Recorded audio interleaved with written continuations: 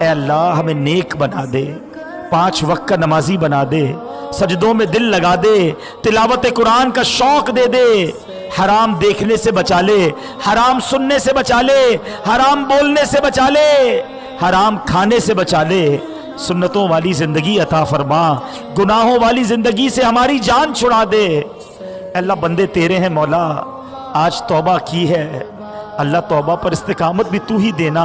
اے اللہ اگر تو نے معاف نہیں کیا ہم کس کے دربار میں جائیں گے؟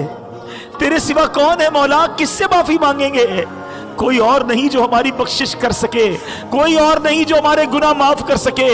اے بندوں پر ان کی ماؤں سے زیادہ مہربان مولا، آج معاف کر دے، آج معاف کر دے۔